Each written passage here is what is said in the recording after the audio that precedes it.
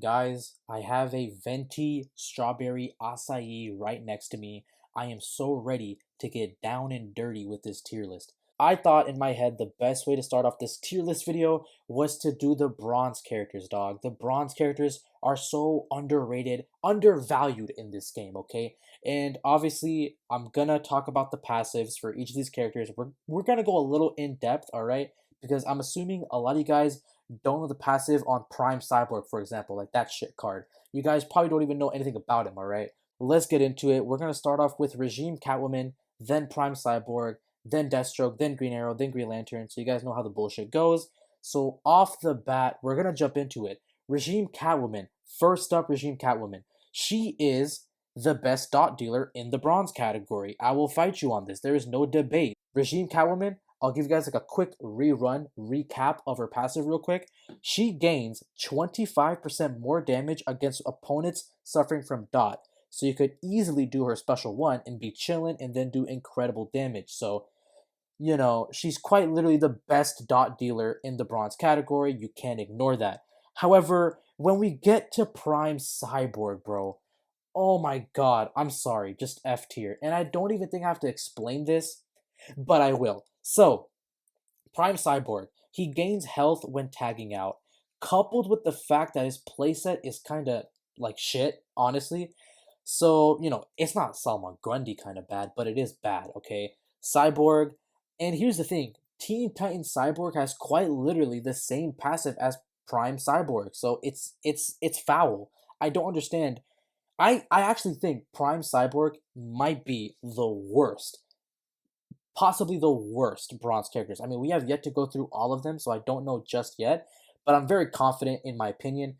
Cyborg is the worst bronze character. And now we're gonna jump into Insurgency Deathstroke. Bro, we are running through these bronze characters. Insurgency Deathstroke, this guy is great for speed running the challenges. For those of you who don't know, you have like these weekly challenges where you can, do like 7 different towers to get a character promotion or a character. So, you have one tower in the beginning where it's only bronze characters. That's where Insurgency Deathstroke shines. So his passive is called Lock and Load. For each knockout blow that Deathstroke deals, he gains back 15% of his total power. You guys can see exactly what this can do. I mean, I've seen Hollywood Shono rock this bad boy in his challenges videos, like back in the day. So this card is really good. His special one is cool. His special two is cool. His playset is solid. I can't hate on him, alright? I think he's S tier, guys. I think he's S tier. I think Regime Catwoman is better, so I'll put Regime Catwoman up front. Next up we have Insurgency Green Arrow. Insurgency Green Arrow is quite an oddball. So his passive is called Tactics. Green Arrow and his teammates deal 5% increased damage on all attacks. I am so fighting the urge not to put this card in F tier, bro. I think he's bad. I think he is bad. Like D tier, F tier bad. I don't like him. I think the only redeemable aspect about this card is the power drain on special one. And I think for that reason alone, you guys have to consider that these are bronze characters. They don't have a lot of powers and abilities. So when a bronze character has, power drain on special one, it's quite a big deal because there's not a lot of bronze characters. So, besides F, I'll give him D. Just for the power drain alone, he can be useful. However, his passive is just bad. I'm pretty sure another bronze card gives you a damage boost, like a way better damage boost. Insurgency Green Arrow, D tier character. And it pains me to say this because I am a Green Arrow lover, bro. I wanna fuck him so bad. Okay, I'm sorry, I'm getting a little off topic. Next up, we have N52 Green Lantern. He has a special 2 stun, or like a special 2 chance to stun. I like that. And you guys might be really critical of me, like, oh, Mirza, a 5% damage boost can be really good for a bronze team. Oh, Mirza, a 5% increase to the maximum health for a bronze character can be so good. I get it. I sort of get it. A 5% increase to health is so low. I can live without that. I could. You know what? D tier. D tier, a 5% increase to health. That shit sucks. Now, we have Prime Green Lantern. Prime Green Lantern is the best Green Lantern in the bronze category. Let me run through his passive right quick. Energy Shield. Once per match, when Green Lantern is below 40% health, he takes 50% less damage for 8 seconds. I don't want to hear it. He is going to go right up there in S tier. This card is probably the best defensive card right next to Bronze Solomon Grundy. He's the best defensive bronze character. Energy Shield is severely underrated. I think Bronze Green Lantern or Bronze Prime Green Lantern is like my top three. I would say he's my top three, honestly. Like he's really good. S tier, he sure as shit deserves it. I'm gonna put him above Insurgency Deathstroke. I think that's fair. And then right below Regime Catwoman. And then next up we have Harley Quinn. She is an S tier character. I don't want to hear it. S tier character all the way. For like two reasons, honestly. Number one reason, Tattoo Totem. Number two reason, point what the hell is it? 0.37 revolvers? That bullshit. Yes. Prime Harley Quinn, really good. Shit, let me give you a third reason, dog. Her special 2 is the best special 2 in all of the bronze category. I don't want to hear it, okay? Like her special 2 is the most unique, most versatile special 2 in the bronze category. I don't want to hear nothing about what I just said, bro. I don't want to hear no opposing views, dog. Harley Quinn, Bronze Harley Quinn, incredibly versatile bronze character. She is a really good support card for your bronze team, and especially if you have like a Tattoo Totem or the .357 revolvers, she is a incredibly powerful bronze character if you optimize her right. And then we have Lex Luthor. Lex Luthor is really good actually. His passive is called Advanced Power Source. Lex Luthor and his teammates gain 15% increased damage. Just for that alone, he's going in A tier, okay? He's gonna go in A tier. He's a good support card, okay? He does power gen on special 1, alright? He's good. His playset is a little slow. I think that's partially the reason why I'm putting him in A tier. Special 1 takes a lot of time on startup, and that's pretty much it, dog. Like, that's why he's in A tier. He's a good card, don't get me wrong. I think anything below C, I don't like, okay? That's fair to say. Anything below C, I don't like. So, next up, we have N52 The Flash, and I'm just gonna put him there. I don't even have to run through his passive. Just the 1-2 glitch is enough for me to put him in S tier. And obviously, I'm not going to do this with other tier lists with like gold characters because, you know, the 1-2 glitch is not going to carry as hard with the gold characters. But when it comes to the bronze flash cards, the infinite combo glitch is incredibly useful, okay? I can run through his passive so you guys know what he does, but N52 The Flash, his passive is called Hyperactive. It's like 5 words, bro. It's called Flash's power generation increases 5% faster. Is that right? Yeah, so he just gains power 5% faster. I mean, a part of me wants me to put him in like C or B tier. But you have to consider that he has a game-breaking glitch attached to him and the fact that we are ranking bronze characters. So, you know, bronze characters, that means you're gonna fight bronze teams, right? So when you have a flash, like a bronze flash card, you're pretty much guaranteed a W. So I'm gonna put him in S. Let me rearrange this more nicely actually. Let me put Harley Quinn up front, and I'll put Flash at the bottom of S, like at the bottom of S, alright? So far, so good. This is the tier list so far. I don't know if you guys think this is a good list so far. We're not done yet, okay? We're not done yet.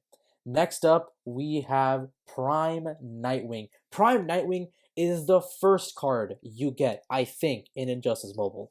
I think he's the first card you get. And he's a really good one, super solid. Special 1 does power drain. Special 2 looks cool. Nightwing. I love Nightwing, alright? And, the recent treatment on Titan Season 3, I DK about that. Anyway, special 1, passive, it's called Hand-to-Hand Combatant. Nightwing takes 25% less damage from basic attacks.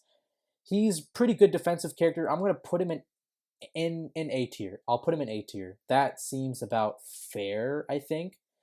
And not much else to talk about. All around, a super solid card. A tier character. I love it.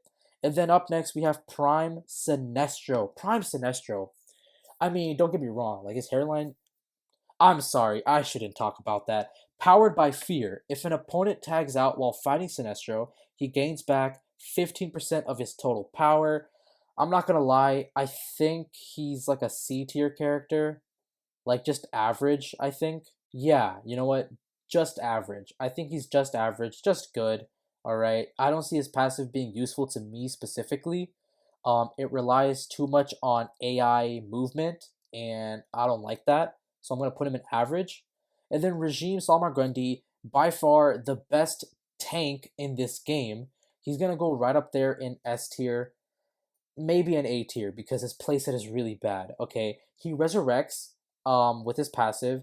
Not to mention he has the best health in the bronze category. Please don't fact check that. I'm not entirely sure if that's correct, but I'm looking in my account right now, and bronze Salma Grundy has the most health in the bronze category. So I think I'm correct. He has the best health in the bronze category. So pretty much the best tank you'll have in the bronze category. Definitely an A tier card. However, his playset I just don't like. I don't like his playset. I'd put him at the bottom of A, but he is a good card. Definitely a good card. You know what? I'm being a little too harsh. I feel like I'm being a little too harsh to my D tier, F tier characters. So here's what I'm gonna do. I'm gonna rearrange it a bit. I'm gonna put Prime Sinestro in B, and then Insurgency Green Arrow to C. Okay, I think that's fair. You know, Green Arrow, he has Power Drain on Special 1. I think that alone makes him average, okay? Power Drain on Special 1, that makes him average, okay? Now you guys might be like, "Oh, Mirza, Nightwing does Special 1 Power Drain as well." You're right. However, he's super solid, okay? And you can't really rag on my boy Nightwing. Nightwing is one of those cards that you get off the bat of this game. Nostalgia go crazy with this card, okay?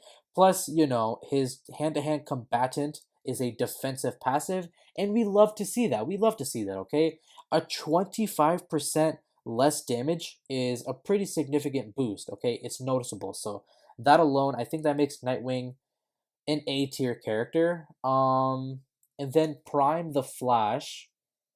Prime the Flash is gonna go right there. Prime the Flash is gonna go right there. Best bronze character. And while I'm here, let me rearrange this a little bit better. Yeah, you know what?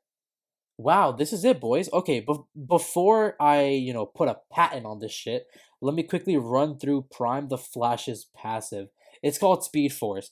Activating a special attack gives the Flash a 15% attack speed increase. Keep in mind, this can stack up to 3 times. By far, the best bronze character in the game is Prime the Flash. I think a close second is Regime Catwoman with the dot, and then a close third is Green Lantern with the best defensive passive in the bronze category. But anyway, I'm not here to please you guys. I'm just gonna give you guys my opinion on this game. I really couldn't give like less than 2 shits. But yeah, that's gonna be it. I'll talk to you guys later. Peace, guys. Now, guys, this is Mirza.shop. I want to take a quick second to tell you guys about the new packs we have in the shop. So you guys can see right here we have smaller packed bundles. So you guys can see that this one with Jessica Cruz, it's titled Powered by the Ring pack. We have the Fastest Man Alive pack, and then you have the new Batman's Problem pack. Now, here's what I want to let you know, guys. If you guys order any of these bundles, even if it's just one, keep in mind you're going to receive these characters max augmented with 3000 nth metal anyway for having your order above $50. Keep in mind you only have until the month of October to take advantage of this October sale, to take advantage of the bonus currencies, and to take advantage of the max augmentations that your characters can have if you buy within this month.